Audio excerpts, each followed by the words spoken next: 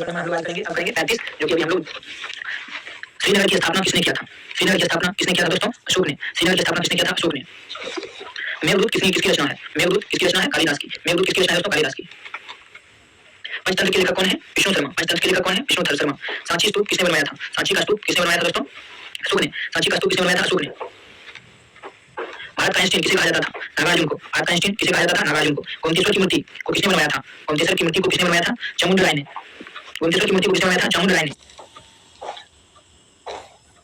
हरिशेष किसके रवाई कवि थे? समुद्रगुप्त के। हरिशेष किसके रवाई कवि थे दोस्तों? समुद्रगुप्त के। हाथी गुफा अभिलेख किस राज्य में स्थित है? हाथी गुफा अभिलेख किस राज्य में स्थित है? ओडिशा में। हाथी गुफा शिलालेख हाथी गुफा शिलालेख किस राज्य में स्थित है? ओडिशा में। हाथी गुफा शिलालेख किस राज्य में स्थित है? ओडिशा में। सर्वप्रथम सोने के सिक्के किसने जारी किए? सर्वप्रथम सोने के सिक्के किसने जारी किए दोस्तों? हिंद यूनानियों ने। सर्वप्रथम सोने के सिक्के किसने जारी किए? हिंद यूनानियों ने। भारत में संस्कृत को किसने शुरू किया था? कनिष्क ने। भारत में संस्कृत को किसने शुरू किया? कनिष्क ने। मिलिंद कनहो ग्रंथ की रचना किसने की थी? मिलिंद कनहो ग्रंथ की रचना किसने की थी दोस्तों? नागसेन ने। मिलिंद कनहो ग्रंथ की रचना किसने की थी? नागसेन ने। महारेली स्थित लोह स्तंभ को किसने बनवाया? महारोली स्थित लोह स्तंभ को किसने बनवाया था दोस्तों? चंद्रगुप्त द्वितीय ने। महारोली स्थित लोह स्तंभ को किसने बनवाया था? चंद्रगुप्त द्वितीय ने।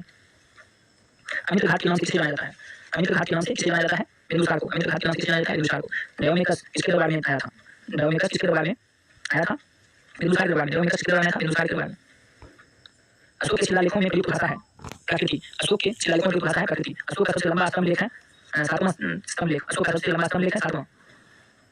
अशोक के अभिलेख को सर्वप्रथम किसने पढ़ा था? अशोक के अभिलेख को सर्वप्रथम किसने पढ़ा था दोस्तों? जेम्स प्रिंसेप ने। अशोक के अभिलेख को सर्वप्रथम किसने पढ़ा था? जेम्स प्रिंसेप ने। सीसा का सिक्का किसने चलाया था? सीसा का सिक्का किसने चलाया था? सातवाहनों ने। सीसा का सिक्का किसने चलाया था? सातवाहनों ने। ब्राह्मणों को भूमि दान की परंपरा शुरू किया था सातवाहन वंश ने। ब्राह्मणों को भूमि दान की परंपरा शुरू किया था सातवाहन वंश ने। मंदिर बनाने की कला का जन्म हुआ था गुप्त काल में। मंदिर बनाने की कला का जन्म हुआ दोस्तों गुप्त काल में। सर्वप्रथम संस्कृत भाषा में अभिलेख जारी किया गया था। सर्वप्रथम संस्कृत भाषा में अभिलेख जारी किया गया था रुद्रमान ने। सर्वप्रथम संस्कृत भाषा में अभिलेख जारी किया था रुद्रमान ने। कुषाण वंश का संस्थापक कौन था? कुषाण वंश का संस्थापक कौन था दोस्तों? क्यूजुल कैडफिसेस। कुषाण वंश का संस्थापक कौन था? क्यूजुल कैडफिसेस। सर्वाधिक सोने के सिक्के किसने जारी किए थे? सर्वाधिक सोने के सिक्के किसने जारी किए थे? गुप्तों ने। सर्वाधिक सोने के सिक्के किसने जारी किए थे? गुप्तों ने। सर्वाधिक शुद्ध सोने के सिक्के जारी किए थे कुषाणों ने। सर्वाधिक शुद्ध सोने के सिक्के जारी किए थे कुषाणों ने। नालंदा विश्वविद्यालय के संस्थापक कौन था? कुमारगुप्त प्रथम। नालंदा विश्वविद्यालय के संस्थापक कौन था? कुमारगुप्त प्रथम। बाल विवाह की प्रथा आरंभ हुई थी बाल विवाह की प्रथा आरंभ हुई थी कुषाण काल में। बाल विवाह की प्रथा आरंभ हुई थी कुषाण काल में। प्राचीनतम सिक्के कहलाते हैं आहार सिक्के। प्राचीनतम सिक्के कहलाते हैं आहार सिक्के। बुद्ध की मूर्ति का निर्माण किस काल में हुआ था? बुद्ध की मूर्ति का निर्माण किस काल में हुआ था? कुषाण काल में। बुद्ध की मूर्ति का निर्माण किस काल में हुआ था? कुषाण काल में। सुदर्शन जी का जीर्णोद्धार किसने करवाया था? सुदर्शन जी का जीर्णोद्धार किसने करवाया था? रुद्रदामन ने। सुदर्शन जी का जीर्णोद्धार किसने करवाया था? रुद्रदामन ने। शिल्प मार्ग को किसने आरंभ किया था? शिल्प मार्ग को किसने आरंभ किया था? कनिष्क ने। शिल्प मार्ग को किसने आरंभ किया था? कनिष्क ने। अशोक ने शिलालेखों की खोज किसने किया? अशोक के शिलालेखों की खोज किसने किया? की पेंथलर ने। अशोक के शिलालेख की खोज किसने किया? की पेंथलर ने। हुर्णों का आक्रमण किसके शासन में हुआ? हुर्णों का आक्रमण किसके शासन में हुआ था? स्कंदगुप्त के शासन में। हुर्णों का आक्रमण किसके शासन में हुआ? स्कंदगुप्त के शासन में। प्राचीन भारत का स्वर्ण युग कहलाता है गुप्त काल। प्राचीन भारत का स्वर्ण युग कहलाता है गुप्त काल। शक संवत की शुरुआत कब हुई थी? शक संवत की शुरुआत कब हुई थी दोस्तों?